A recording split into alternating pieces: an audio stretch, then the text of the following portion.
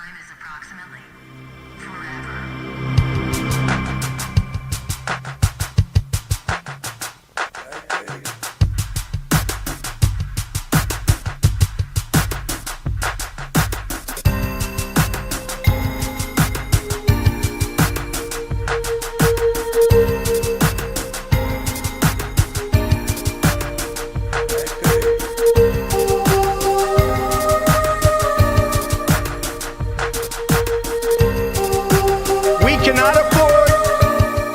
So politically correct anymore.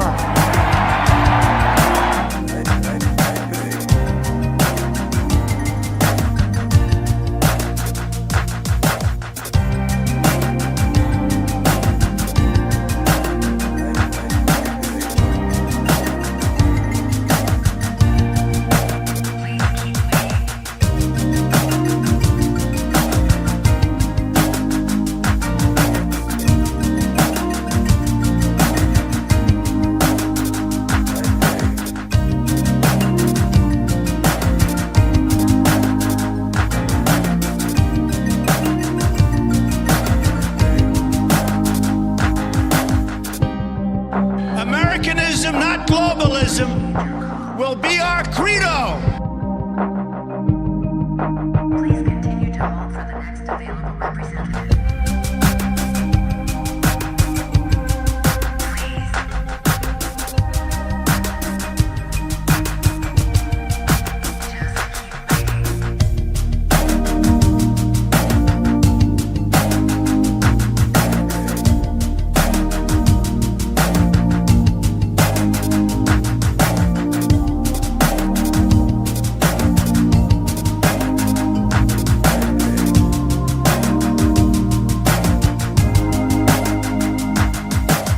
Americanism, not globalism, will be our credo.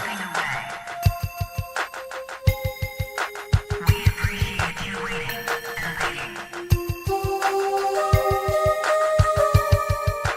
What is it you're waiting for? Do you even know anymore?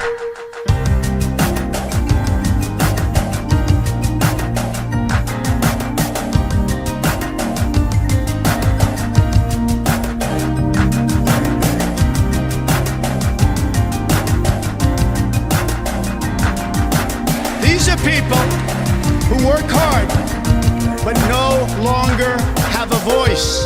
I am your voice.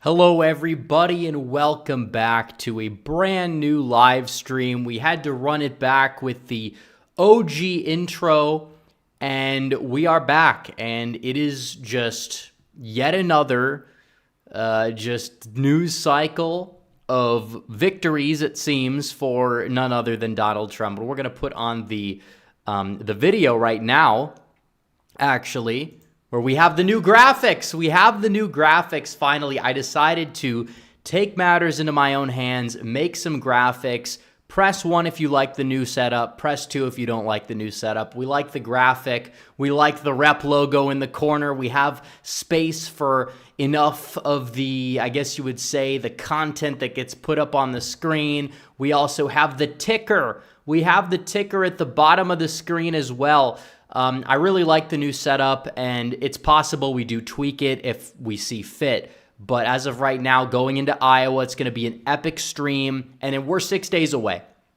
We're 6 days away from the Iowa caucuses, and Donald J. Trump has an insurmountable lead. He's not losing Iowa. The question is really just how much does he win it by? The question is who gets second place? Is it going to be Nikki Haley in second place, or is it going to be Ron DeSantis in second place? And that's the question that we'll really have to see answered in about 6 days from now, and they're going to have another one of their little JV squad debates that's going to be taking place tomorrow. But I thought, why even cover it if it's like noteworthy? Maybe I make a video about it or something. We don't have to do a live stream on the JV squad debate, possibly finale. But now we hear rumors DeSantis might drop out after Iowa. And I don't know to what extent those rumors are 100% accurate or not. I think that there's some merit to the fact that if he does underperform, he should drop out. But his campaign is so delusional. But they banked every cent they had, every ounce of energy on Iowa, so much so to the point where they've risked falling into 5th place in New Hampshire. A poll came out today from Vermont that has Ron DeSantis at 3% in the polls. 3%. Ron DeSantis is at. Chris Christie is polling 4 times as high as he is in Vermont at like 12%. And what's funny is that you look at that same poll back in March or April when it was last conducted, Trump was winning, but he was winning like 45 to 35. DeSantis was in second place. The biggest fall from grace in politics that I think anybody has ever seen. Chris Christie, a lot of people, hyped him up before 2016. Trump really wasn't in the picture. We didn't know what was going to happen. Even Scott Walker, he was there. But I mean, these guys peaked at 15, 20% in the polls, and then they just plummeted. And it was kind of like a musical chairs type of ordeal where candidates would go up in the polls and then they go down in the polls. And that's just kind of how it is when you have so many people where you don't have a clear front runner. But now you have a front runner. In order to beat the front runner, you gotta not be able to really make a lot of mistakes. You have to be very competent, especially as Trump is basically a pseudo incumbent at this point, and they were not able to navigate it properly. The campaign basically had no direction from the beginning, and they still have no direction. They are lying, folks. They are lying. They have these despicable narratives that they run with, too. They were running with these fake, disproven stories that Donald Trump was found liable in the Epstein files. They were running with that yesterday on the timeline, actually, but it's been proven that those emails were curated. They were made up, and the woman admitted they were made up in 2019. But it didn't stop these people from trying to run with it nowadays. And that's what happens when you're losing by 50 points. You lie. You make things up out of thin air. And they've been doing that from the get-go. And it hasn't been working. So what makes you think it's really going to work now? If anything, that's the reason why their numbers are plummeting across the board. And that's the way it is.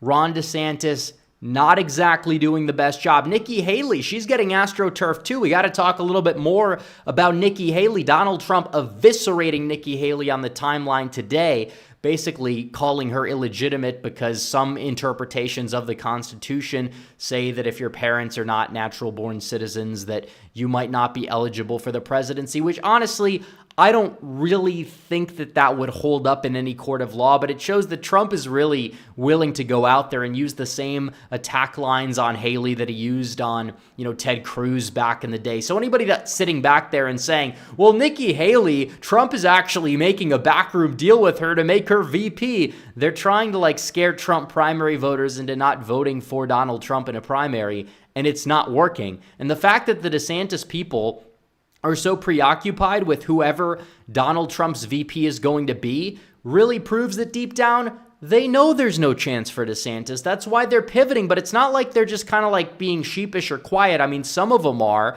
Some of them are kind of slowly coming around, falling in line, but you have this concerted effort that all they do is try to rip Donald Trump right now, knowing they have no chance in the race. Knowing they have no chance. If they continue to do this past Iowa, we know who's really the recipient of the bidding that they're doing it for. They're not doing this for helping out the Republicans. They're not doing this because they genuinely believe Trump can't win an election, because all the polling shows it the contrary. Polls you like, polls that have been accurate, polls that have not been accurate, polls that overestimate one side or another, they all show the same thing.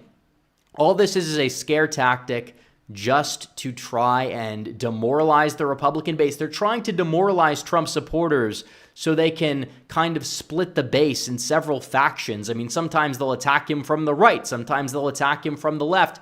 But either way, does it seem like it's going to matter? No.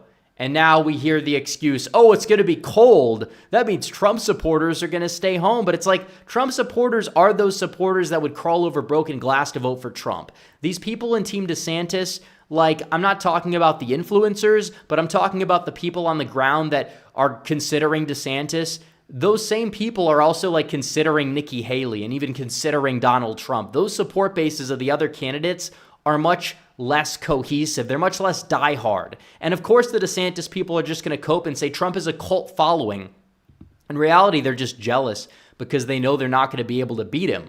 And that's what they're resorting to, despite the fact that these people also are acting like the biggest possible cultists imaginable. So DeSantis in Iowa, he's the one to topple. He might even fall into third place. He might underperform significantly. But still, Trump's going to have a sizable victory. We could show the polling. We haven't seen a lot of polling recently out of Iowa. There was, I believe, one poll out of Morning Consult that was from the other day. It showed Trump up by 43. Even Trafalgar, the last Trafalgar poll showed Donald Trump leading DeSantis by just like 23 points in the state of Iowa. It was a poll that was pretty close. Actually, it was 23 points.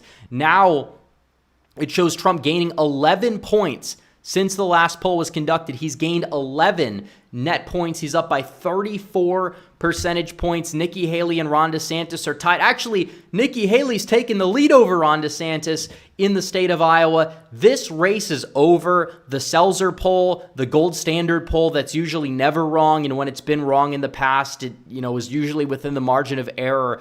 That poll has not been released yet. It will likely be released within the next few days or so. And if that poll comes out and Ron DeSantis is trailing Donald Trump by like over 30 points, he's cooked.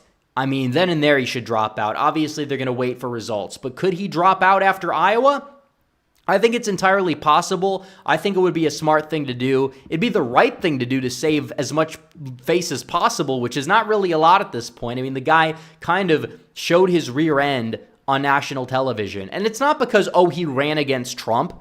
I mean, that might be part of it. I'm not going to say that it doesn't play a factor. But Vivek Ramaswamy, I mean, he ran against Donald Trump. But he has, and some people don't like him, even in the Trump wing, but he has an element of charisma to him. He comes across at times, some people say genuine, some people think he's not so genuine, but at least he can come across like a human. He just comes across like a smart human, even if you want to say it's like a little bit robotic. It's not robotic in like a, Florida, this, that, and the other thing kind of way. It's not. And the guy never had a shining breakout moment. He just seemed like he was following the orders of these mega donors that eventually abandoned him for Nikki Haley, who likely at this point could be that second place finisher in Iowa. In New Hampshire, she's going to be the second place finisher as well. The question is by how much. But even then, let's say she somehow pulls off a miraculous victory in New Hampshire. Then the race goes to South Carolina, or first Nevada, where Trump's up by like 60, and Trump will steamroll everybody. And if DeSantis drops out, a lot of his supporters will go to Trump by then, whether he wants them to or not. And then South Carolina rolls around. Trump will steamroll her like 60-30 in her own home state. I mean, if you can't win South Carolina, there's no reason to stay in this race if you've been governor of South Carolina. And as a result, even if she does get a narrow victory in New Hampshire, why would that even happen? Because of liberal independents who she's trying to get to vote for. They can't stop Trump with Republicans. They can't beat him with DeSantis. They can't beat him with the establishment right. They have to beat him with, or the Democrats can't beat him with Biden is what I'm trying to say. And then DeSantis can't beat Trump. So what are they trying to do? They're trying to go out there and have Nikki Haley be that candidate that would defeat Donald Trump. I mean, seriously, she has a better shot at getting past a Democrat primary nationwide at this point than she would getting through a Republican primary nationwide. Nobody likes Nikki Haley. The only reason why she's polling ahead of Biden is because of the Kasich effect, because she's kind of this unknown figure. And usually then the polls are like 30% undecided. So how is that exactly a win for Nikki Haley? She's not electable. I think some Democrats know this. That's why they're backing her partially because maybe they do want to get rid of Donald Trump. And also, they know that she's pretty beatable. And even then, they probably wouldn't even care if she's going to be that nominee as much because they know that Nikki Haley will do their bidding even if she does somehow get in the White House. But it's not going to happen, folks. It's not going to happen. Nikki Haley, there is zero chance that is going to happen. Zero chance. You can book it. You could write it down right now. Do whatever you need to do. But either way, you're looking at it, she will likely pass Ron DeSantis, who was supposed to be the main frontrunner, according to the betting odds a year ago, according to a lot of people, his own campaign staff. It doesn't matter. This is basically the funeral. It will be taking place in 6 days. The annoying DeSimps, the people that did everything they could do to end Donald Trump. And there's so many reasons why they failed. You could go on and on and on. I mean, these people were using the 2016 Republican establishment talking points against Donald Trump in 2024. That was largely the campaign. They ran it like a Cruz-Rubio combo campaign, but like way, way worse. And because of that, they lost. They're going to lose. They haven't lost technically yet, but I mean, at the same time, it's like we know what's going to happen. We know what's going to happen in Iowa. We know what's going to happen in New Hampshire. And we also know what's going to happen come November at this point. And that's a whole nother topic. And that's a whole nother thing that I think that we need to get into right now. I will say we're going to get to your super chats. We have quite a few so far. We're going to get to super chats, but we'd like to get to the segments first. But if you guys want to send in super chats, feel free. Also, if you're new, we've had a lot of new people. So if you're new, you haven't subscribed yet, you want to use the live chat, feel free to subscribe to the channel. It's absolutely free to subscribe, although you can become a member on the channel for $5 a month or so. You can get that little badge next to your name, or ideally become a member on the website and get access to the Discord, all the exclusive videos. I'm not taking call-ins during this stream, but I am streaming from now on through OBS. So that means that we're going to be able to do more and more call-in streams in the near future. And if you want to call in, you got to join the Discord. You got to become a website member. Feel free. Absolutely feel free to do so now. And maybe sometime this month, I will be doing a call-in stream. Promises made. They will be promises kept. So either way, we have to get to the second topic of this show. Because, yeah, the Iowa caucuses, we know that. The weather's not going to be good. I think it's going to help Donald Trump. Some people are saying it won't. But we have a new poll that came out today that I think is more, arguably, just more important than a lot of what we're seeing in the news cycle in terms of the other numbers out of the primary, because that's a done deal. The primary is a done deal. The general election, Trump is favored. Now, I will say this, I don't want people taking his election victory for granted. Some people are like just dooming and saying it can never happen, and I don't think that's productive either. But the people that will say it's guaranteed, it's a done deal, it might be, but not if we, treat it like it is and take our foot off the gas. Some people kind of misconstrue my optimism with complacency, and there is no room for complacency. There is room for cautious optimism, though. We love cautious optimism. Complacency, not exactly so much, but it is easy to stay optimistic when you see numbers get released like this. And as we know, Donald Trump is leading Joe Biden in the state of Michigan. This is not a state that is usually all that Republican friendly at the presidential level, but it is a state that is relatively Donald Trump friendly at the presidential level. And Donald Trump leads in Michigan, not by 1, not by 2. And usually the polls say he's going to lose by like 5 to 7, and he runs pretty much even. It happened both times. But now what we're seeing is that Donald Trump has an 8-point lead. And this is not the only poll to show this. CNN poll showed him up by 10. CNN's not Trump friendly, by the way. And on top of that, this poll showed him up by 8. We've seen other polls that have him up by a lot. And you could talk about the midterms all you want and the polling misses in the midterms, but you can't apply it here because that same poll had Gretchen Whitmer winning by 9 points. Now, it fell out of the aggregate. The aggregate got skewed. They kind of showed Whitmer and Dixon pretty much running even. We know what happened. Whitmer ended up clearing by like 10 points. This poll had her up by 9. So the poll was accurate in 2022. So you can't use the midterm excuse here against Donald Trump. And these local polls don't exactly have that much of an agenda. The Detroit News is kind of like, I guess you would say it's been more of an establishment Republican outlet. And they endorsed, I believe, Romney in 2012. Then they endorsed Gary Johnson in 2016. I don't even know if they made an endorsement in 2020. But this is not a pollster that you would say like would want Donald Trump to be there. If anything, this is like a pollster that if they were going to kind of skew the data one way or another, they'd skew it in favor of like establishment Republicans. But still, this poll shows Donald Trump up by 9 points They did some polls with third-party voters. He was up by like 11, 12 in Michigan.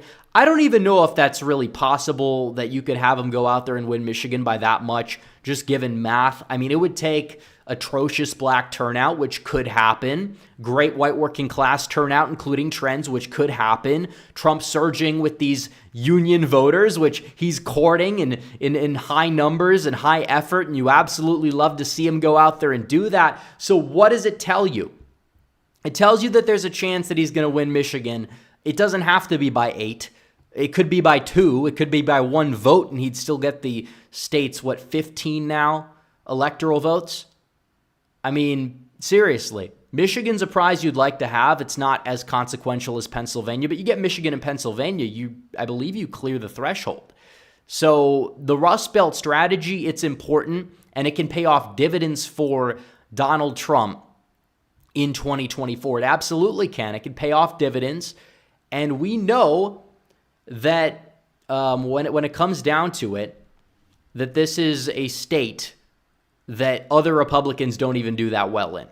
So the fact that Donald Trump is polling high in Michigan, that he's galvanizing those low propensity voters to turn out and vote for him, that he's shaking things up, he's bringing the realignment, it shows you that he is the best candidate. He is the most electable option for 2024. People are just absolutely against this administration. They are. They know the economy's not recovering. You could say, well, the gas prices went down a little bit. I mean, they did. Is that sustainable long term? First of all, probably not. Second of all, it's good that gas is going down, but is it going down enough to offset for everything else? All the other price increases? And you could say inflation slowing down, but inflation slowing down still means that the prices are high. You're not seeing prices go down to the 2019, 2020 level. And people understand that you had a working economy under the previous administration. Under this joke of an administration, you don't have a working economy. You have a broken system once again. And yeah, I'm not saying everything was even perfect under Trump. I know that not everything was perfect, but you still had the wages rising for those lower income brackets higher percentage-wise than you saw them for the upper income brackets. This is the first instance we've seen of an actual working trickle-down economics to a certain degree, where even somebody like Ronald Reagan, that was his brand, but he kind of failed on it, mainly because of globalization, not because it doesn't work. But Donald Trump produced results, and then you have something called COVID, and Biden was able to stay in the basement the whole campaign season. And now he can't stay in the basement because he's been in the White House. And even if he stays in the basement from here on out, his record, he can't run from it. He can't. I mean, social media even, it's more open. You have X now. It's not going to censor nearly as much. Probably a small, tiny fraction, if even that, as much as Twitter and Facebook and all of these other social media platforms did leading up to the 2020 election. Elon Musk is not going to coordinate with the FBI. He's going to be the first one to just go out there and say it because you know what? Elon, I'm not saying he's perfect, but he can't be bought. We know that. He's got all the money in the world. He's got even more money than Donald Trump has. And he's made this platform just basically self-sufficient. It doesn't even need advertisers to run. He can tell the advertisers to go screw themselves to their faces, and he's done that. And they throw a temper tantrum about it, but it doesn't matter because X is doing even better than ever. But that's only one facet of it. It's only one facet. Social media is more free. The economy's not doing well. Biden overseas. Foreign policy is a disaster. Immigration is a disaster. I mean, Michigan, it's not a state where you think immigration would make the most difference, but when you look at the exit polls in 2016, as much as trade drove the Trump's resurgence, like the cultural aspects of the American identity, that played a role, and immigration ties into it. Now immigration is a stronger issue than ever. And Biden's just deflecting, just basically saying Donald Trump, he's saying these insensitive things. He's being racist because Trump isn't politically correct. Because Donald Trump accurately said these people are bringing crime. They're bringing diseases. They're poisoning our nation's blood by doing so. And then Biden throws a temper tantrum and says Trump is using Hitler language, despite the fact that that's completely irrelevant. Usually when you're invoking Hitler, you're losing. It's Godwin's law. We know this. I mean, that's kind of a rule of politics. When they start to really go down the "you're being racist" route, they know they're losing. They know they're losing ground, and it's not like people care. Donald Trump is doing record numbers right now with Hispanic voters. In some polls, he's leading Biden among Hispanic voters. They're fed up with the border. They don't want this country being just poisoned by crime, poisoned by disease, all these things that the migrant crisis is pouring in. It's an invasion. You have millions of people pouring into the country. You don't know where they're coming from. You don't know what they're exactly capable of doing. In many cases, yeah, they're bringing drugs. They are bringing crime. It is true. You could say, well, the crime rate for these people are lower. And it's like part of the reason why is that a lot of the crimes they commit are are on other illegal aliens or even legal residents that don't report the crimes to the police. That's partially why.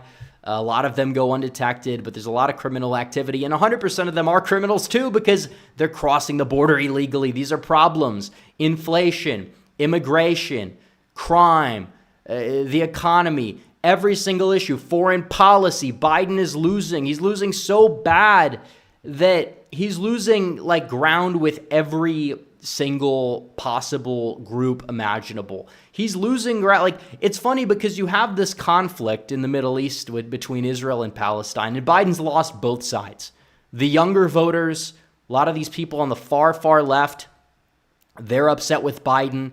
You're seeing talks about a Muslim exodus of the Democrat Party because they think Biden isn't being pro-Palestine enough. And then you have Donald Trump setting records among like Orthodox Jews or whatever on the other side of things. It's like the one thing that has united both sides of the conflict is that they don't like Joe Biden. And who does that help? Donald Trump. And when it comes down to the Russia-Ukraine conflict, even though it seemed like the whole NPC narrative was back in 2022 in February, even on the right, that, oh, we must stand with Ukraine. Yeah, that's out the window. We know the deal. We know that we don't need all of our taxpayer dollars being sent to fund these foreign conflicts overseas. We know that. People are fed up on every single side of the issue. And Biden's not really all that popular. And you could say, well, some people are just going to vote against Trump regardless. And that is true. That's why Biden even has a single voter in the first place at this point. But they need to understand that there's the third party candidates in the mix. You have RFK Jr. taking votes away, Cornel West taking votes away, Jill Stein taking votes away, all of these people taking votes away from Biden. What is that exactly going to do? That's going to hurt Biden in a general election. As long as Trump maintains his base, then he's good. I'm not saying he's not going to win some independents or whatever, but I'm saying as long as he maintains that 47, 48% of the public that's going to vote for him, that's the way it is. I see Biden going out there doing all these speeches, talking about how MAGA Republicans are the threat to, you talk about the basket of deplorables thing and you just amplify that on steroids. I mean, it's absolutely insane. And you could say that, well, technically Democrats didn't do that poorly in the midterms, but Biden wasn't on the ballot in the midterms. Democrats didn't run into the arms of Joe Biden, defend Joe Biden at every single possible turn. They, in fact, did everything they could do to maintain a low profile and distance themselves from Joe Biden. Joe Biden can't distance himself from Joe Biden. I'm sorry. There's absolutely nothing you can do. And when it comes to Donald Trump, compared to other Republicans, he can turn out certain other voters. But when it comes down to Joe Biden, he's unpopular. He'll have his Democrat base, but I just don't really see him competing. They're going to do what they could do to harvest ballots. We got to harvest ballots. We got to do our own part too. We got to counteract this at every possible turn. And I really believe we will. But you look at the approval on the issues. Finally, they put it on the new Real Clear Politics. They have Real Clear Polling, which for some reason doesn't make the computer heat up like Real Clear Politics always would. Back in the day. So they fixed their website, which is good. But on the economy, it's recovering. Then why is he down by a record 21-point margin if the economy's recovering? Because, yeah, it's recovering. It's a K-shaped recovery. I'm not going to really have that many problems compared to some other people, but your average family of four that's struggling to get by, they have to pay 10 to 20. It's like a big brand. It's the Brandon tax. That's literally what it is. People are still fed up. I mean, gas going down for now, I'm going to enjoy that. I'm going to fill up my tank while I can, but it's not probably going to stay this low. It's really not. Then you go to foreign policy. And by the way, let me just say this about the economy. The average voter, when they hear Biden talking about how great the economy is and they can barely afford to put food on the table for their family, what do you think they're going to do? You think they're going to turn around and say, you know what, Biden, you're right, I'm going to vote for you? Or do you think they're actually just going to turn away? Like, yeah, partisan Democrats are one thing, but partisan Democrats are not a majority of the American public. I mean, they're not. Biden's going to struggle based off of this fact alone.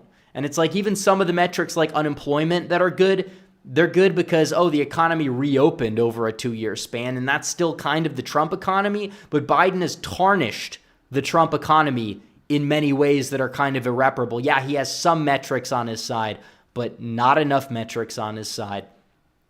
Foreign policy, he's down by 22 points on foreign policy. I'm shocked foreign policy is worse than the economy, but it's like we heard all this fear mongering back in like 2016. Trump is too unpredictable on the world stage.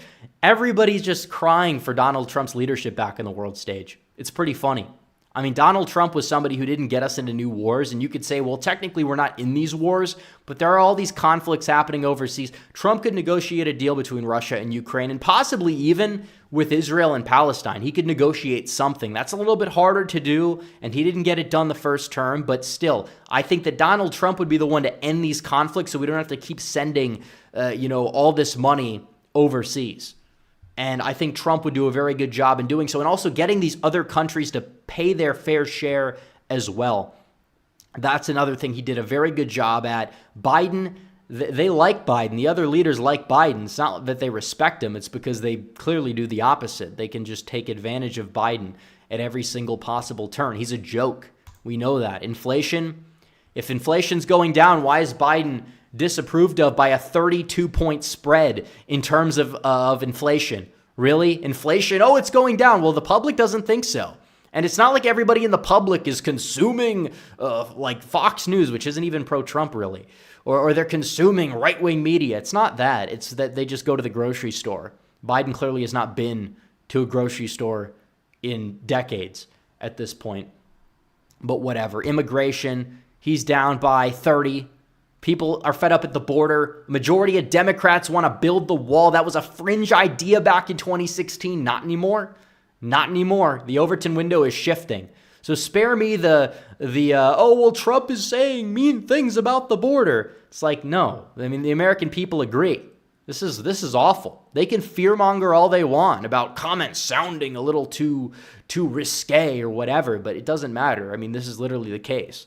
If you have people that are coming in, they're unvetted, they're ironically enough, they're unvaccinated, which, I mean, I'm not going to sit here and say that's a big deal, but according to their own logic, it is. And they are bringing diseases, which is poisoning the blood of the nation, physically is doing it, not even metaphorically. So what exactly are you really going to come back with and say? Because everything Donald Trump is saying that's supposedly controversial is backed up by basic facts that anybody that's paying attention can decipher to be reality. Also, the crime issue. This is another one. Crime. On crime, Biden is down by 20 points on crime. I mean, it's absolutely just a disaster. And yeah, well, crime in some places they say is like violent crime is decreasing, but property crime is increasing. And they say, well, that's because of the economy. Well, first of all, it's not just because people are going out there and like stealing bread, like AOC said. It's not because they're not stealing cars because they can't afford cars. But even if we accept that ridiculous liberal nonsense as reality, that would just prove that Biden's leadership on the economy is awful and it's affecting the crime rate, which again, I don't believe to be true entirely, but I mean, still crime is ridiculously out of control.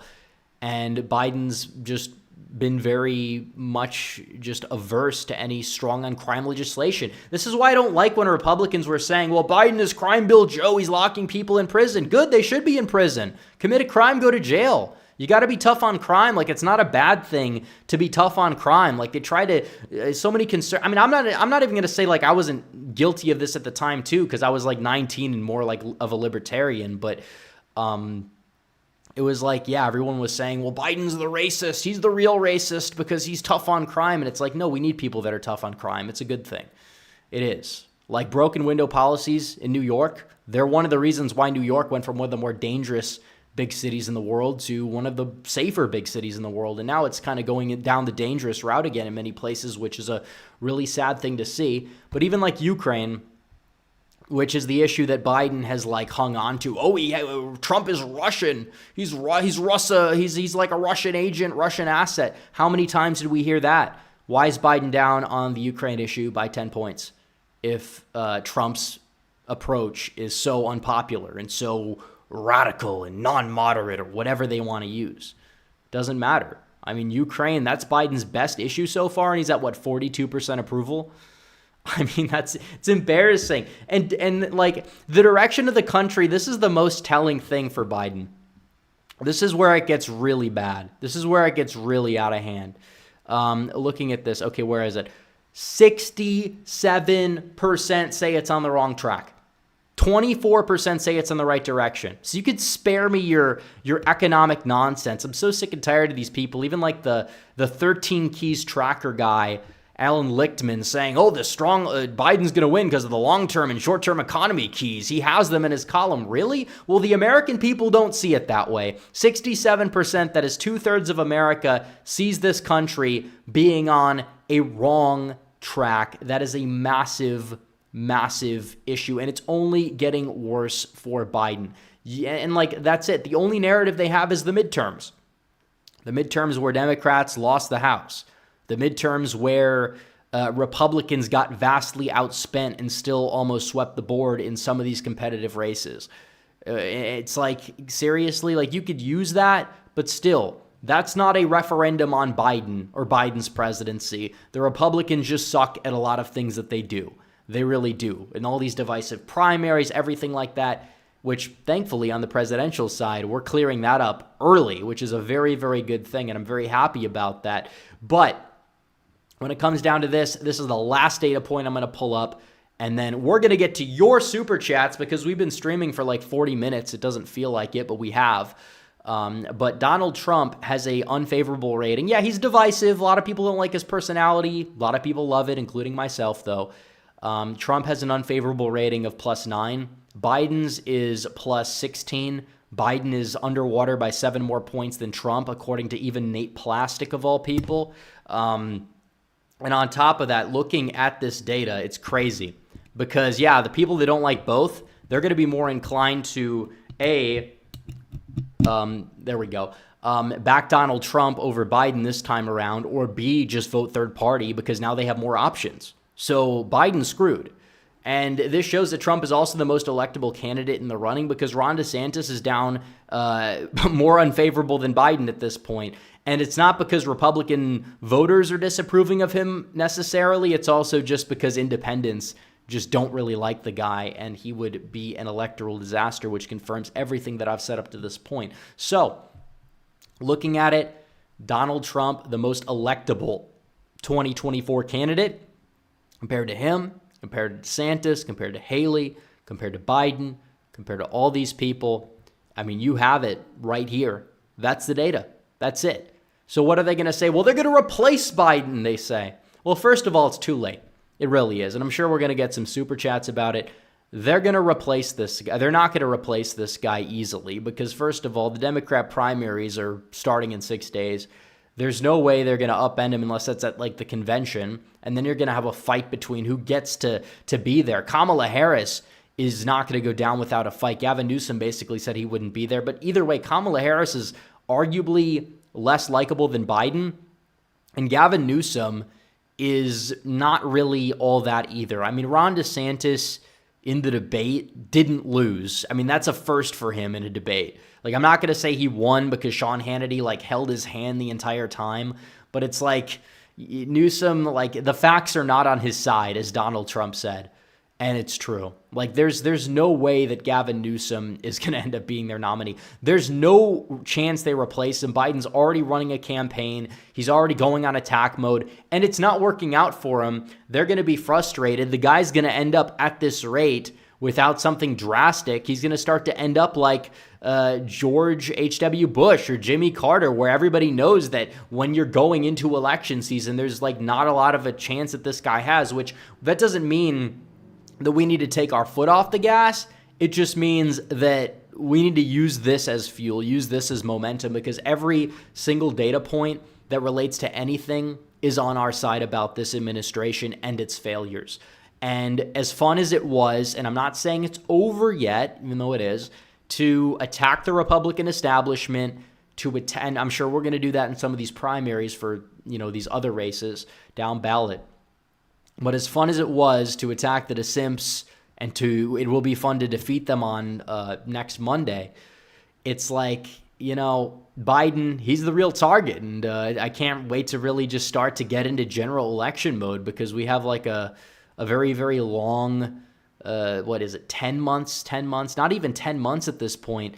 So you have quite a long time, though, even though we are knocking on the door to really kind of kick into general election mode, and we're going to take on the establishment and the establishment left, that is, this time around, and defeat them. And I'm sure there's some rhinos that are going to join the Biden train as well. But I don't think they're going to make a real dent in anything. So without further ado, I think it's about time that we get into the super chats. I will be answering the super chats. We put the lower third graphic. It's very useful. Maybe we'll find a way to get a little bit of a smoother transition, but next stream into these things. But either way, that's true. And I'm also trying to find a way, how can we get the super chats on the screen? So I'm still developing things. We're done with StreamYard. StreamYard was fun. It was easy, but I think now we're moving on up a little bit. So Johnny Heartdog with two $20 super chats says, suppose Trump wins in 24 and fixes everything. That's a little bit of a tough task. Where do we go from there? Where do you see the GOP in the U.S. after Trump in 28? We need to be thinking about that. I don't see anyone else fighting for us after Trump. Well, here's the deal. If Donald Trump wins and fixes everything, so to speak, which again, I'm not going to be an idealist. I don't think Donald Trump is single-handedly going to fix every single problem that we have. But if you do drain the swamp significantly, which even then I don't have the ridiculously highest hopes that it's going to be done in one administration. I think it's going to have to be done over time. But let's say he does actually go out there, fix everything. Then I think the political class and the right is just going to fall in line, because a lot of these people will. And what that's going to do is it's going to open up like, oh, well, if you have more of an establishment guy, well, the establishment's different now because the establishment's changed. So what difference is it going to make at that point? But I don't know. It depends. If you see Donald Trump go out there and win, and he does a good job as president in another term, that's still going to require a successor. We'll have to see who it is in that field. I don't know. There's a lot of people that could be running. I don't exactly know who it's going to be. So Johnny Heartdog again says, second question, there are still rumors that between now and the election, the Democrats will replace Biden with Michelle Obama or some other candidate. Do you see that happening? Would another candidate beat Trump? I disagree that any candidate's going to be able to beat Trump if they replace Biden, because first of all, they poll worse, which is not it's not a guarantee. But still, they'd have to mount a campaign in a matter of months and go out there and beat Trump. And I just don't see it happening. Biden is stubborn. He's not going to step down. He will cling to polls that show him leading, and he will use those polls as evidence that he's going to win. But in reality, I don't see it happening. I don't see Michelle Obama ever getting involved in politics past what she's really been involved with. We've heard about this for cycle after cycle. Oh, well, Michelle Obama's going to run. I mean, if she was going to run and they needed to have her run and win, she would have been the nominee in 2020. I really do not see her running for political office in any capacity. It would probably be done by now. And even then, there's a lot to attack her on as well. And I honestly don't believe that you will really see her want to get in that position and cause whatever approval rating that she does have to decline even further. So Frisbee Champ says, please end the DeSantis Simps on Twitter forever. That's Iowa's job. I've already done my job, for the record. But what is true is that Iowa has to come through, and I want people to get out and vote and bring people with them in Iowa. And no, I'm not worried that Trump is going to lose, but I want Trump to have such a commanding victory that there's not going to be any excuses for these people. And we've got an entire list, not of people, but of screenshots of people saying DeSantis is going to win Iowa. And I think we're going to have a lot of fun with that about a week from today. So also, congratulations. Thank you for your 20th super chat. I didn't even know that was a thing, but they're putting that up on these super chats. Feral Trump Jesuses, will Big Mike make a difference? Like I said, not going to happen. I don't see that happening. I just don't. I don't think that you will ever see Michelle Obama, some people say Big Mike, get involved in politics. I just don't believe you'll see it. Stephen Knizik says, I don't understand the DeSantis fear plan regarding Trump is a pedo because Epstein, it doesn't work, and when it fails, everyone's going to hate them. There's no coming back from defamation, so why? Because they're desperate losers that have nothing else going on for them, so all they do is sow division within the Republican Party that only helps Joe Biden. I mean, it would be different if DeSantis was polling neck and neck at this point, and they were like trying to just run on merits, but they don't have merits to run on. That's why DeSantis is not neck and neck with Donald Trump. Trump is the superior candidate by far. So there's really just no direction for these people. So they're just going out there. They're just throwing things at the wall, seeing if they stick, and they don't stick. They've not stuck. Anything hasn't really moved the needle. They haven't affected Trump's reputation. If anything, they're making people defend Trump's first administration a little bit more because they realize just how dense a lot of these attacks that are used on Donald Trump are. Boston Elevators, and I can't see the end of that, but Boston Elevators says, is this a new streaming software? I'm just using OBS. I've used it before, but I've got the new graphics, which are awesome. Also, Trump is a path in the New Hampshire General. I have friends there, and Trump signs are everywhere.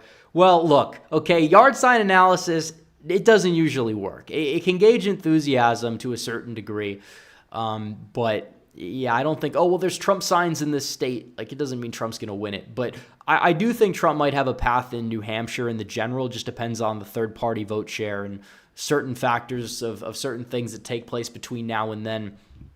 Kaminsky says, boxers for Trump allowed boxing and MMA to keep hosting events during the pandemic. Nobody else would do that. Wait a minute. But Donald Trump, he locked down everything. He empowered Fauci at the highest degree possible, according to these people.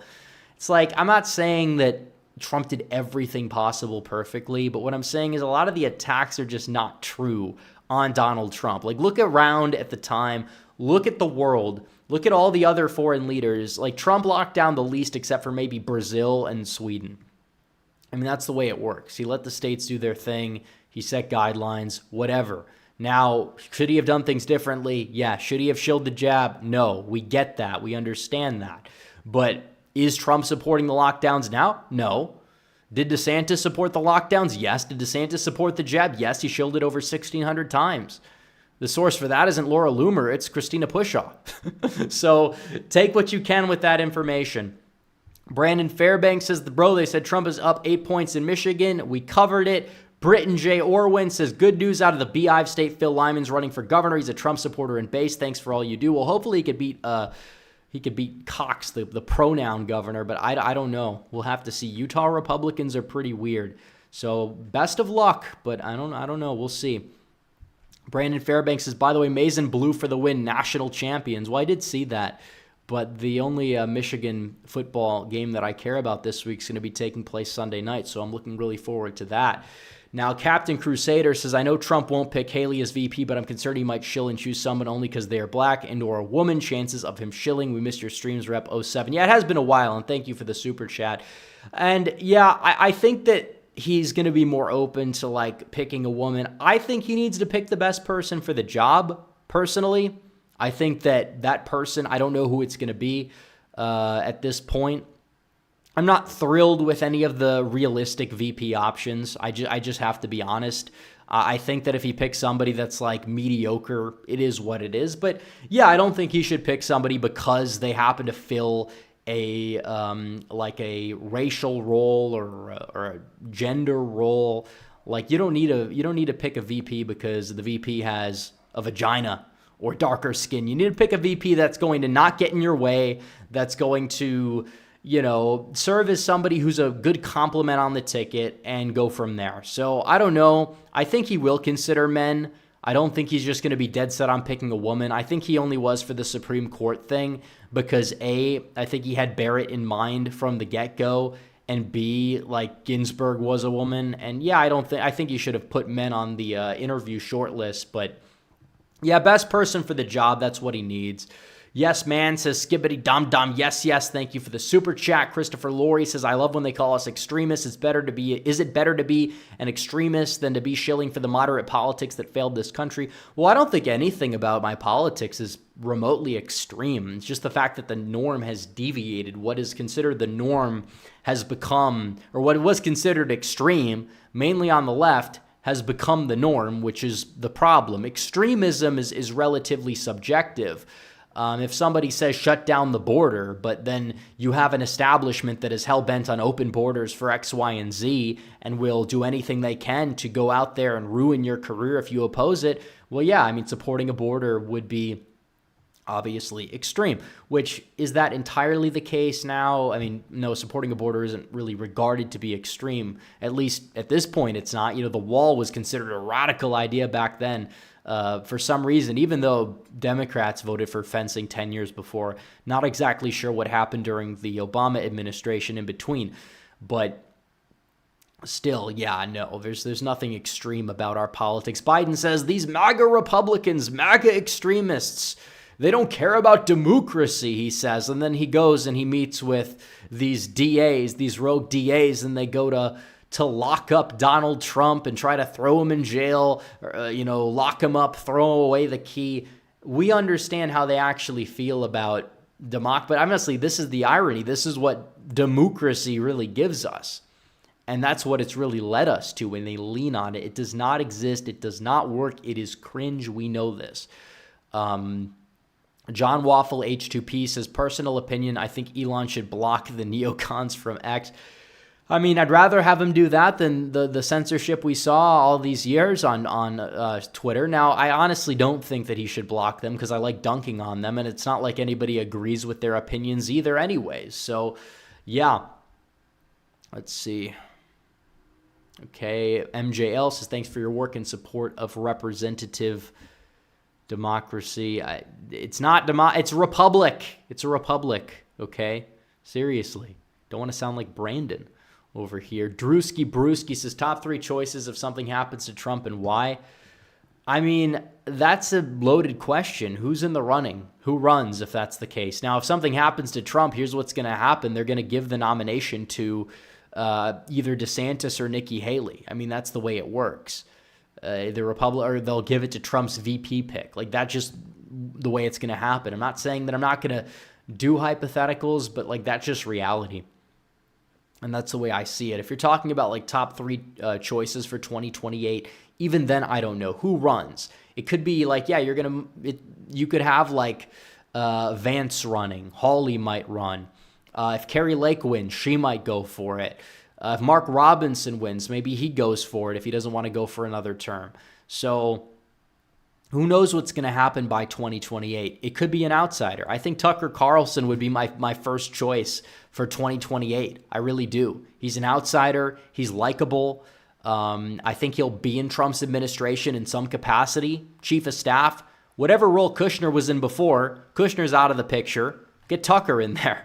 Tucker was the one person. He should be chief of staff. And it's like, you might say he's controversial, but if he's at the top of the ticket, the controversies don't matter as much as they would if he's like VP, for example, which even then I wouldn't oppose. But I just don't think Trump has Tucker on his VP shortlist. So real Texan politics is, do you think Trump could win Minnesota if Rashida Tlaib ran an independent campaign? Well, I don't think Rashida Tlaib would get a whole lot of votes. I think the Green Party is going to suck the energy out of the far left room in reality. And I think that Minnesota is on the table the way it was on the table in 2016. I don't think Minnesota needs to be a state where Trump spends a ridiculous amount of energy on. But yeah, do a rally in, the eastern Minneapolis area by Wisconsin. You gotta strategically place these rallies where you can kill two birds with one stone. Trump needs to rally in southern New York by the Pennsylvania border for the congressional races. Act like you're contesting New York. Make Biden pour money into New York, and you probably do better in northeastern Pennsylvania. You do better in New York. You win more congressional races in New York because you're energizing your own base's turnout, and it really helps. Lee Zeldin endorsing Trump early, that's a good thing. Now, I don't know if Zeldin's going to be the VP. There were reports yesterday that he might be in consideration, but what he could do is, he could campaign for Donald Trump. He's a workhorse. He proved that in 2022, and if he goes and he campaigns for Donald Trump, good. Let's leave no stone unturned, especially in the suburbs. He's a good surrogate. Send the surrogates to the suburbs that are more suburban friendly. Why not do that? And have Donald Trump go to the exurbs or whatever that have more of his own core base and rally his own supporters. You can run a campaign that's a little bit layered in order to build that coalition. It's a smart thing to do. Real Tex and Paul. Oh, we already did that one. Marilyn Degatti 83 says, what are your thoughts on the spending bill? I thought the spending bill was a little bloated. I would have to agree. Now, do I think there was any realistic way it wouldn't have passed? No. Do I think that they would have shut down the government? No. And this has drawn attention to a lot of people questioning Mike Johnson's leadership as speaker, which, here's my take on Mike Johnson. He's not perfect. We know he's not perfect by now. I had hopes for him to be better than McCarthy. I still would say he is, because McCarthy would have probably signed a worse bill. And there are some negotiations that he's willing to engage in, but still, he's too nice. Now, that's a good thing when Donald Trump gets in the White House. I think Donald Trump would really use somebody like a Mike Johnson who didn't subvert his agenda while in Congress. But, yeah, the spending bill, these are out of control. It's a problem. Biden is more likely than not going to sign it. It doesn't help the country. It really doesn't. It's the uniparty. It's the way it's working. Now, there were things that it did that were, I guess, better than other spending bills when, we cut pork here. We cut pork here. And I think that might be a good step in the right direction. But no, I would not have supported the spending bill. They don't want to shut down the government. For some reason, they're afraid it'll backfire. I don't really think it will at this point because everyone hates Biden. And they blame Trump for the Trump shutdown. Why wouldn't they blame Biden for the Biden shutdown? So Daniel Jagger says, Michelle's been doing more and more media rounds lately, and Navarro wrote a piece laying out the case of a Michelle Obama Newsom ticket. Look, it's going to be theorized. It's just not going to happen. I just don't believe it will. Horizons Bear says, Harry and Chris have pom-poms and short shorts on. I believe those are the two Democrat operative weirdos that they pay to make TikToks. Sergeant Willie says, who's your money on in the cat fight between Kamala and Big Mike? Well, I don't know if the Mike introduction makes it a cat fight at that point, but I don't know. I think that if those two went head-to-head in the primary, you would see Obama come out on top. But, I don't know. Look, it's not going to happen. I'm telling you guys. It's theorized all the time. And I will eat my words. I will eat my crow if Joe Biden's not the nominee. But there's just no fathomable way that they replace him at this stage in the game. There's just not. I mean, they could have, after the midterms, they could have had him step down. And they're using the midterm strategy that they use that's going to fail. They don't really get it. I hate to give them the playbook, but it's not like they're listening to me anyways. It's not like they take what I have to say in consideration. They'll just say, you were wrong in 2020 and 2022, even though it was more accurate than a lot of them in 2020. And I think everybody was pretty off the mark in 2022. So speaking of 2022, John Waffle says, we can't get cocky like 22. The money needs to be sent to the Rust Belt states. Pennsylvania's not a gimme. There's a lot of corruption. Yeah, I know. Trump said this when he said he'd contest New York. He says he's going to focus a lot more energy on Pennsylvania than New York. That's a good thing. I don't think Trump is taking a victory for granted. I just think he's going to play around with the map a little bit early on, which is not a bad thing to do, especially as it helps out down ballot races. BRGRS says, do you think Ben Carson would be a good VP pick? I don't really think he'd be all that strong. He's a nice guy. I like him, but He's also like almost as old as Trump. His residency's in Florida, which is not something you could do and maintain the electoral votes per the 12th Amendment. And it's like he's very soft, but like I'm not saying you need like a staunch fighter or somebody that matches Trump's personality, because I don't think he's looking for that either. But Carson, I think, is just, he's a little like, he's like half asleep when he's talking all the time. I mean, come on. I love Ben Carson. I have great respect for him, but I just don't think that Trump really views him to be VP material. Johnny Heartdog says Kristi Noem for VP.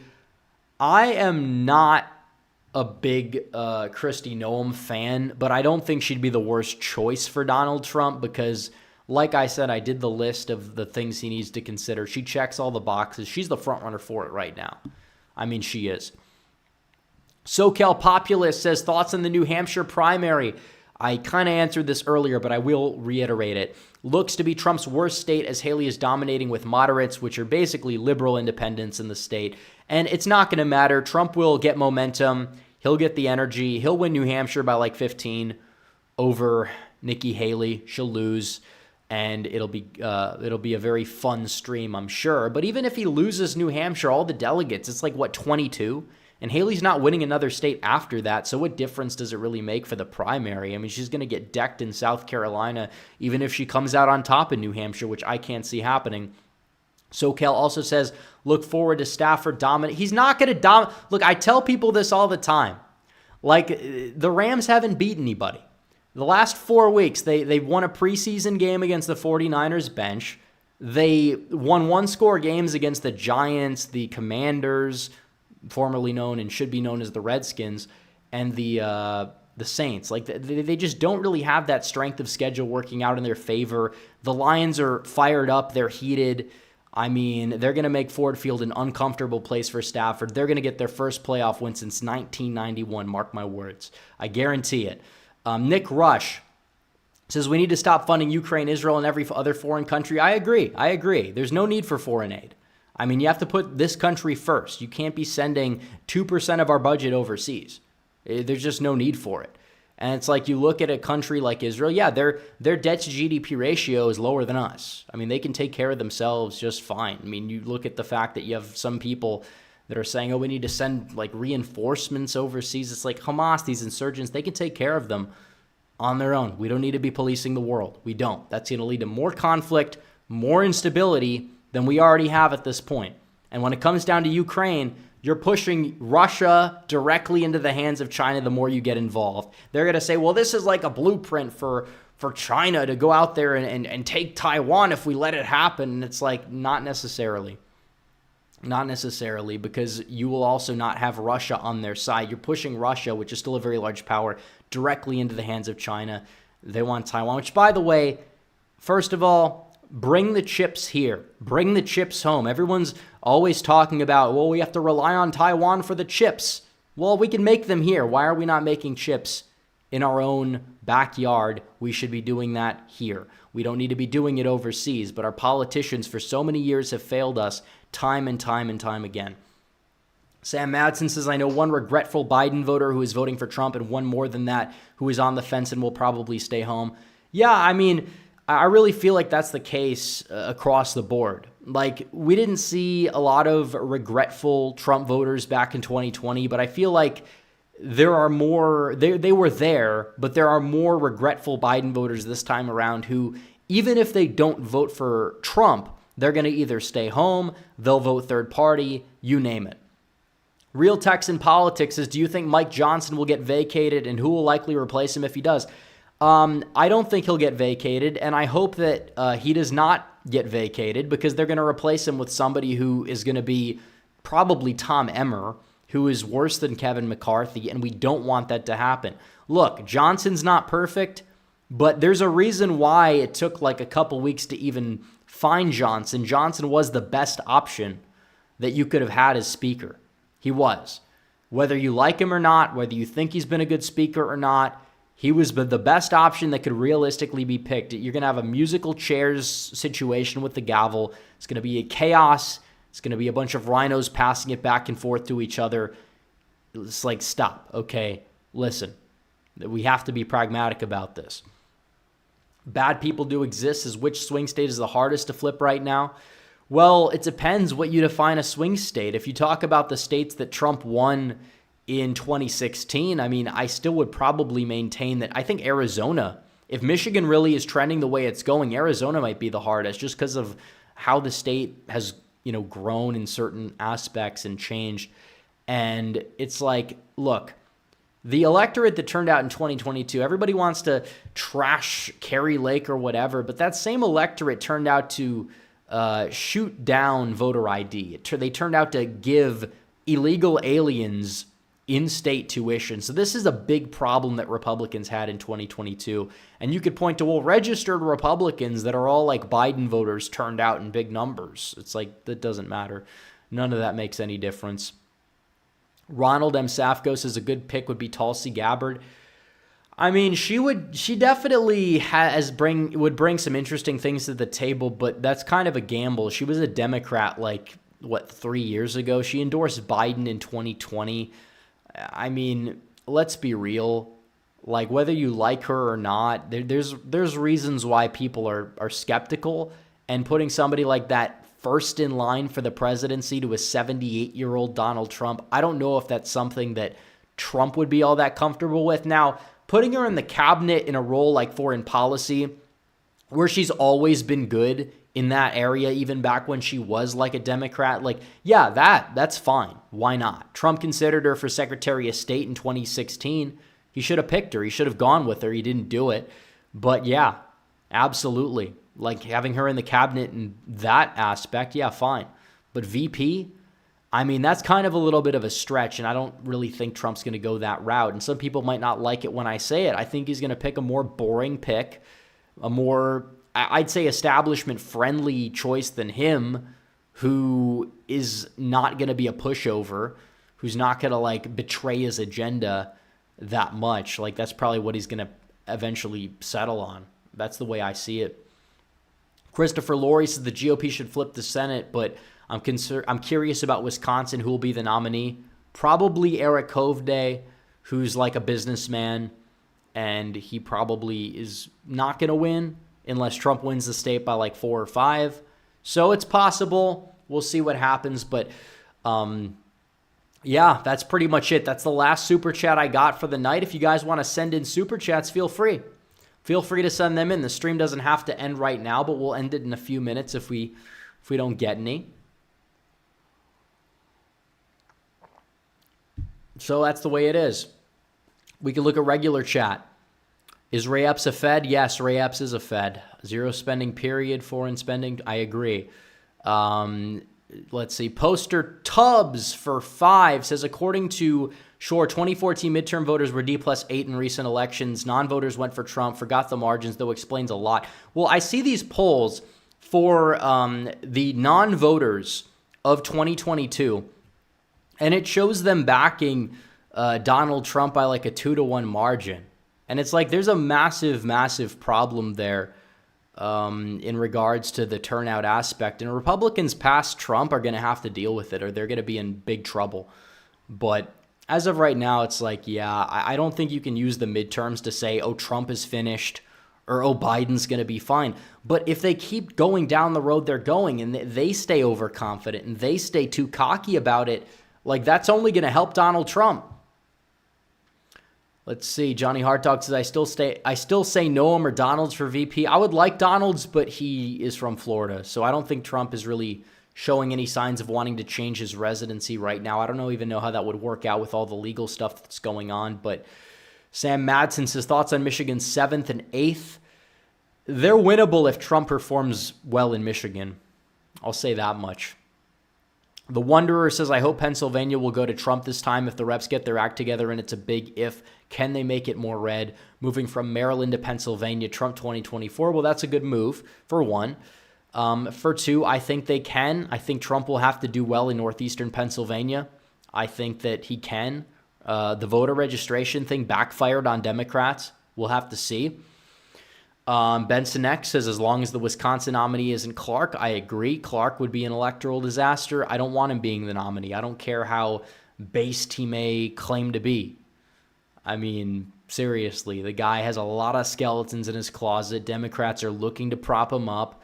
I'm just being a pragmatist here. No, we can have a decent option who's not going to be a rhino who can still win. Like Clark, I'd be severely worried about his viability. The seat would be thrown away, for one. For two, you don't want to weigh down the ticket in any way. You don't.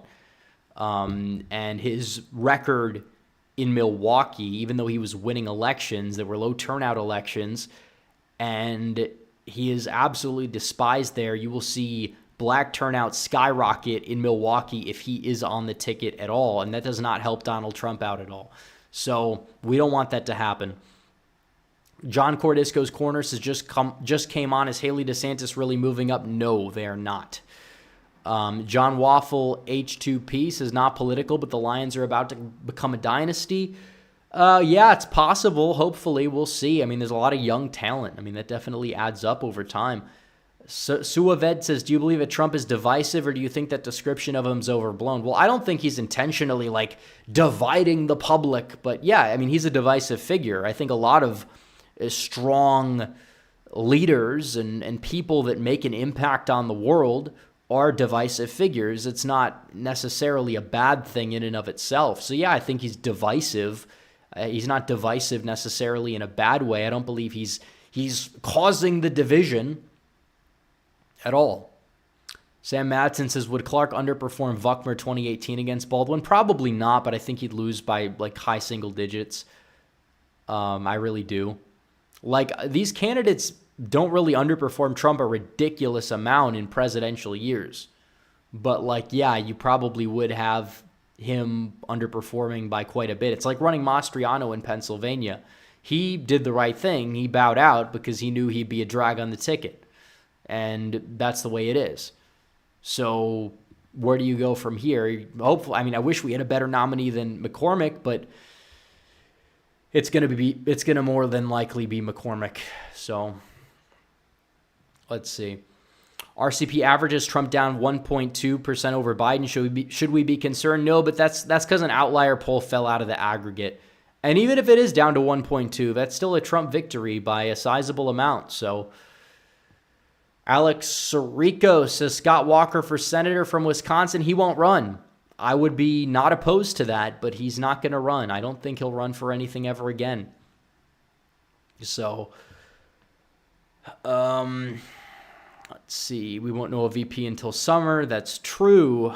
Let's see. I don't know. Lee Zeldin for... We'll have to see. I don't know if Trump's going to consider Zeldin, but he could do it. He'd probably be on the short list. The Great Cap and King says, in my current prediction, I have Trump winning all the states he carried in 2020, along with Georgia, Pennsylvania, Nevada, and Wisconsin. What do you think about my prediction? I think it's plausible.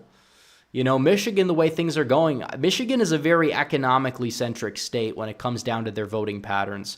And I really believe that Trump in Michigan, he's got a very good shot. And now that the state party is kind of changing leadership, you have two state parties now. It's ridiculous. It's yeah, you never know. I could see Michigan going red. Bad people do exist. As other than Florida, what state will trend the most red? Hawaii by far, because there's a lot of room to grow. Republicans have been doing a little bit better there every cycle. And on top of it, it's like the fires. It's a fire festival, pun intended, for Biden there, because of how he handled or didn't handle the crisis. Nyron Alm says, with their back to the wall with the Democrat Party, try something blatantly illegal, considering they're so close to... Well, I think they're already doing things that are illegal. I think what you're seeing with Trump indicting him, that's an abuse of the legal system. Will they be held accountable in the court of law for it? No, at least not for now. But it's yeah, this is their insurance policy. This is their new Steele dossier. This is what it is. So you can't beat the man. You try to kick him off the ballot and fail. Indict him, try to convict him, possibly fail. Seems like at least two of those trials are going to be postponed after the 2024 election. And even so, it's do we really think that Trump is going to go to jail? Can we fathom that? And Biden won from the basement. So Trump could, if people do their part, can Trump win from supermax prison? Like, technically, it's not the most likely course of action he goes there in my book, but he could. That'd be a big comeback story. I don't think that if he gets convicted, he'll drop in the polls for a week, a few points, and then he'll rise. He'll probably hit a new high. Like, that's how these things have worked. It's like the whole, like, public opinion. I think he's already been seen as guilty or innocent in the court of public opinion. Everybody knows what he's on trial for at this point, if they pay attention even a little bit. And if they look into it deeper, because it's an election year, probably more people are going to think he's innocent, or they don't think it's a big deal. Or they look into Biden and see, hey, Biden actually is, under investigation for X, Y, and Z. He's not being indicted, but the impeachment inquiry was a genius strategy. As much as we want to trash Johnson for the spending bill, the inquiry was the perfect move because it will keep the Biden skeletons out of his closet in the eyes of the media for the rest of the campaign cycle. And you don't have a useless impeachment that could backfire on Republicans either, which again, it wouldn't pass. There's too many rhinos to impeach Biden in the House, for one. For two, he'd never get removed in the Senate. And you don't want the optics of a failed impeachment vote for Biden. But the inquiry is a really, really smart move because it makes him appear guilty. There's more investigations, but still, you don't have the negative political externalities from it that are going to affect Republicans. So Sam Madsen says, what percentage does McCormick lose by? Probably like 4%. Give or take. It depends on how competent the campaign he runs really goes. But hopefully they don't spend as much money on Pennsylvania as they spend on Arizona, because I think Arizona is still far more winnable, especially if you have the third party in the race with Sinema. Just joining now is Rep. Yeah, I talked about the poll. You can go back and watch the segment. Shout out to Aaron Pineda for the 5. Thank you for the super chat. But yeah, it's absolutely, it's good, and we still have a long way to go though. But the Republicans, they're broken. I mean, the Republican establishment. There's a reason why Donald Trump is going to beat these people by 50 plus in the primaries, because these people are so incompetent. The reason why they fell in the polls even further is because they got media coverage. They got on the debate stage. You think they see a debate bump for somebody, and technically Haley rose. She took some voters away from Desantis, and partially that's because all the donor money she had. But they look at the campaigns that these other people were running, and they understand that, Trump, even if they were window shopping, they're like, yeah, Trump's still the guy, still the best option, whether they're fully on board with him 100% or not. And that's the way it goes. I think a lot of people like Vivek, but we know Vivek is not likely in this to win this, whether you like him or not. I mean, he has no shot. He's down there at 5%. He'll probably be in Trump's cabinet in some way. He'll be, going on the campaign trail for Trump. He might be Trump's press secretary, which he's very quick on his feet, and he'd do a very good job in that role. But I don't know. So, yeah, do I think there will be a president to take on the intelligence agencies? I mean, you'd like to see it a little bit. Oh, that's another thing we didn't talk about, the other dissent meltdown. Because Donald Trump said he didn't want to move the FBI out of D.C. They said, oh, Trump is promoting the swamp. And it's like, why would you want to move the FBI out of D.C.? If you want to drain the swamp, you need the swamp to be in one condition, in one place ideally. And technically, they have field offices, but still the FBI headquarters, there's a lot of people. You said all these liberal jobs to Iowa, to Alabama.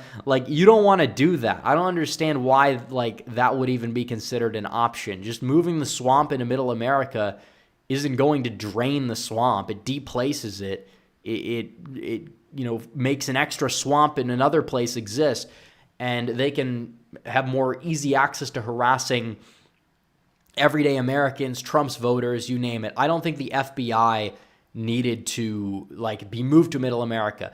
The other thing that they attacked Trump on, which I mean you could say is a little bit more valid, I think it's 50-50, is that Trump said that he wanted to build the new building for the FBI, which the funds have already been appropriated for it.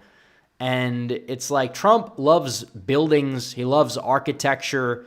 He is a master builder. I mean, we know that. He's kind of built his brand around that. So the fact that he'd be moving them into a different building that would improve the architecture of Washington, D.C., that's pretty on brand for Trump. It doesn't change the fact that Trump hasn't mentioned, things like investigating, auditing the FBI in his Agenda 47. I would rather I don't even agree with Trump on the role of the FBI. I'd rather just gut the FBI or just disband the FBI because they don't really serve a role that has been used for anything except for bad over the past X amount of years, if not decades. So yeah, Vivek says he wants to get rid of it in full. I agree with that take probably more so. I agree with Vivek on the intelligence agencies more than I do agree with Trump. I agree with him on, get rid of the ATF, get rid of some of these other things. Trump hasn't committed to doing that, obviously. But it's in terms of the FBI moving it out of DC, that's dumb. I don't really think that, you could really critique Trump for that in and of itself. Now, the building thing, I kind of get it, but even then, it's still kind of grasping for straws. He didn't say we're going to hire all these new agents. He didn't say we'll build another FBI or whatever. So that's the way I see it. But in terms of keeping it in DC, I think that's probably the right move. But they were just throwing a temper tantrum about that. And it's you try to walk them through it. It's well, you said you wanted to get rid of the FBI. It's yeah, I want to still get rid of the FBI. That's not changing. I don't love the FBI. I'm just saying what Trump said is being taken out of context. Is you people take everything Donald Trump says or does out of context. Rest in peace to Melania Trump's mother, who recently passed away today. But, for all these months leading up to that, we heard, where's Melania? Why is Trump partying with his lawyer woman instead of Melania and his family? And it's because Melania was with her dying mother. These people are sick bastards, which is why I look forward to defeating them. And they come up with all the worst excuses in the world. Oh, Trump is doing this. Oh, what's going on here? What's going on here? Why isn't he with Melania? It's seriously? And now we know why.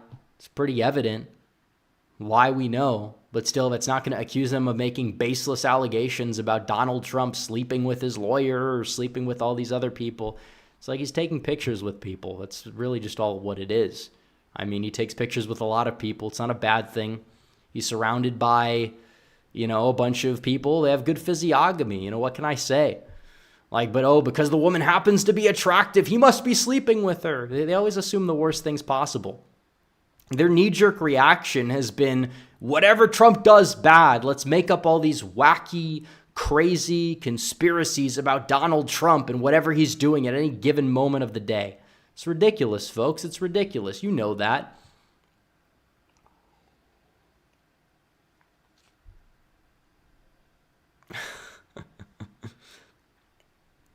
Alex Jones should be VP destroy. Well, I mean, it'd be funny. It'd be funny to think about. It'd be funny to watch a simulation of that. But it's not viable. It's just not going to happen. It's not going to happen. But it is fun to think about, the memes of, Alex Jones's press secretary just, lashing out at the media. It'd be funny. Don't get me wrong. Is it realistic? No. Is it viable? No. Let's see. Let's see. I think Donald's would be perfect, but the floor. Yeah, I agree. Donald's would fit the bill for Trump pretty well because he's liked by both wings of the party, for one. For two, he is very eloquent and has been a staunch Trump defender, and I'm not worried about where he stands on policy really getting to Donald Trump's head in a negative way. It's like, I'm not going to do the whole, like, oh, we need to pick Donalds because he happens to be black and he's going to help Trump win the black vote, because I don't think that's how these things work. I'm not saying that he would be a negative. I'm just saying he wouldn't be a positive for that. But, if he picks Donalds, that'd be a great option. But Donalds is from Florida. I don't think that's really all that viable for him. But yeah, I think Donalds would have to be like up there on the short list. Besides Donald Trump, the ticket would be Trump Donalds. That's, Trump is a good marketer. He's a marketing genius. That's why he's gotten as far as he's gotten. I think it would help him out quite a bit. So it's like but it is true. Like a lot of the base like picks for VP, like Tucker or Vivek, or some people even say Carrie Lake, and she's like running for Senate. She's not going to be VP. But it's like a lot of these picks, they're not probably what Trump is thinking of. They're not. Like Trump doesn't want somebody who's going to be a total neocon. He doesn't want a Pence again. He doesn't want Nikki Haley. He doesn't want somebody like that. But do I think he's realistically going to actually pick somebody who's like too similar to him? Probably not. And that's just me being realistic. Like Trump is kind of like when push comes to shove in some cases, he has like those electabro tendencies to a certain degree, not like to a ridiculous degree, but I don't think he's going to pick somebody that directly comes from his wing of the party. It's going to be somebody like a Noam or a Stefanik or maybe even like a Zeldin, somebody with like foots in both doors who still support Trump, who will probably just defend whatever Trump does during his presidency, won't get in the way a whole lot during policy. Like, that's the way I see it. Like, we could say, oh, he needs to pick his successor as VP. I just don't think he sees it that way. Because if, like, Noam's the VP, if Noam even runs in 2028, I think she would bust in a primary, and that'd be a good thing. Because I think you'd need somebody who's like a successor to Trump, and I don't think any of them would really be his VP. And I don't even know if Trump would want to choose them, because he wouldn't want somebody taking, like, the shine away. And I don't really blame him for that. I really don't. Stefanik, honestly, Stefanik was a centrist. She was a rhino for quite some time, but I wouldn't be as opposed to her being VP than I would have been a couple of years ago, because it seems like she's Trump first, but also is liked by the establishment to a certain degree, which means that she's not going to get in his way of anything he does, and she would never be considered to be the 2028 frontrunner. So I think that, yeah, she wouldn't be the worst option, realistically speaking, but I would say that she's like, I would never want her as president. But like the VP, it's like a backup quarterback. You don't want to see him play. You shouldn't want to see him play. Like, they're just there. They can mentor on certain things, but I don't think Trump really even needs to be mentored at this point. Like, he's kind of on like his own as a political figure. He's been president. He has a brand. He knows how things are running. There's no on-the-job training. That's another argument in favor of Trump that not a lot of people talked about during the primaries, but it's true. He knows what's up regarding the White House. He does. Base Cato says, you see Alex Jones and Jimmy Dore clowning Cenk's 2016 RNC meltdown recently. Also, congrats on your subscriber bump. Well, thank you. And subscribe if you haven't subscribed yet. By the way, we're probably going to aim for 160K by the Iowa caucus, but it's crazy, or at least on stream that night. Because for months, we lose subs because of, elections over, people leave, the salty DeSimps that were mad that I was attacking DeSantis only to be proven right about Ron DeSantis shortly after. And we're seeing that in the polls right now. He's 3% in some states.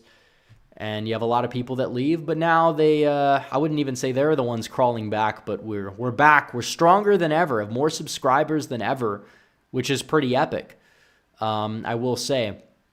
But I did not see Alex Jones clown Cenk's RNC meltdown. I have not seen that.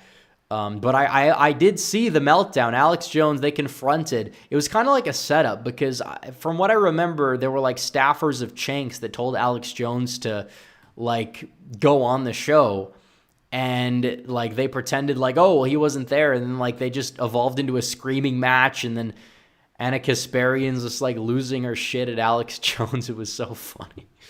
But yeah. No, those were the good old days of content, 2016. But it's 2024. We're in a new era. We've got a lot of things taking place this year that I'm really, really looking forward to.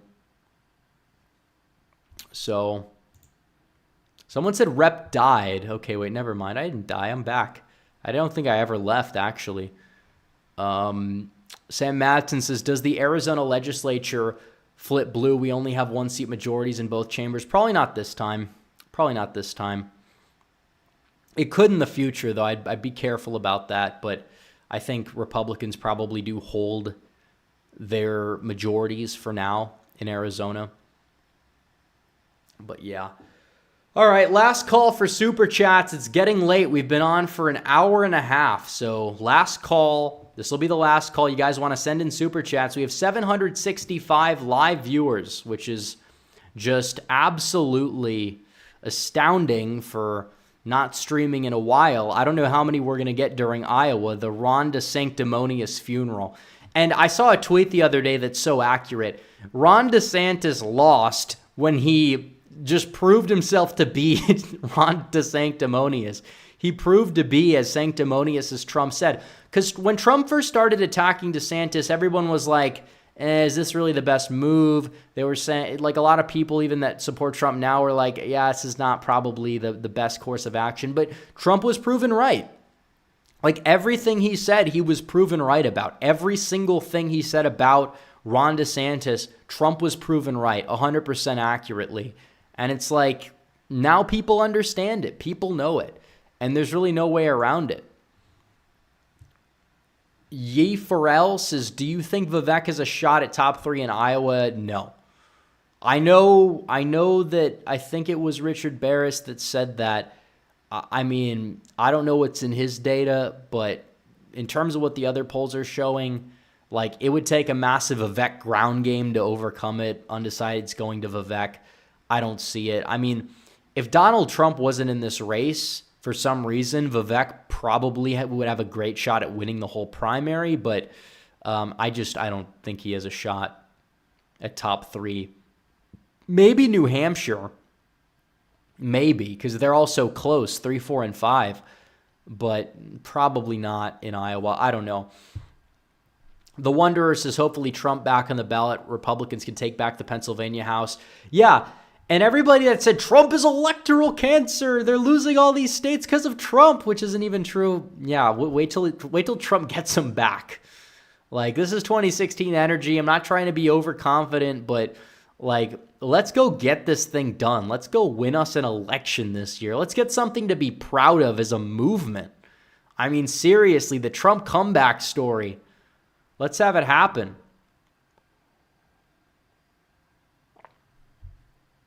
Vivek will finish with... I mean, hey, you know what? If Vivek gets second place, I'll eat all the crow in the world. But do I see it happening? No, I don't. Just realistically. Now, the polls, we'll see what the polling error is. Now, if Trump outperforms the polls significantly, the national polls probably are not underestimating him for the presidency. And that's another thing that I would try to look at. So we'll see. All right. I think that might be it. So it's been a great stream. It really has. It's been a great live stream. First stream with the new graphics. And the camera quality, I think, also improved because we have a new camera. And I love the lower third. I love the scroll at the bottom. We could do a little bit of trolling with the ticker, potentially. But I love the stream. It's like a news network. It's done well. I really like it. I think we're gonna keep it this way, and we'll go from here. Austin Lewis says, "Do you think Trump is for sure gonna win Pennsylvania, Nevada, Arizona, Georgia, Michigan, Wisconsin?" I hope so. I truly do. And I think he shouldn't pardon himself in office. I mean, he might not have to at that point. But I think that, yeah, if the cases go on, he should pardon himself. It just would be a total distraction for his presidency. And even if people want to say, well, his approval will drop if he does that, it's like, who cares? We know it's all bogus anyways, first of all. Second of all, will Trump win all those states? He'll win some of them. I think he'll hopefully win enough to get to 270, and that's all that really matters at the end of the day. Well, yeah, technically. Now, you could make an argument that him winning bigger is better for a mandate purpose, for down ballot purposes. Yeah, that's 100% true, but he just needs 270 to get in there. So that's the way it is. But all right, guys, it's been a great stream. I'll see you guys in the next one. Like the stream down below. Subscribe if you're new. Hit the bell if you haven't hit the bell yet so you don't miss any notifications for any future streams. Austin Lewis says, sorry, I meant he should. I figured because it didn't make sense at the first time I read it. But yeah, he should pardon himself. We agree. But all right, guys, like the stream, subscribe, hit the bell. I'll see you guys in the next one. Red Eagle out.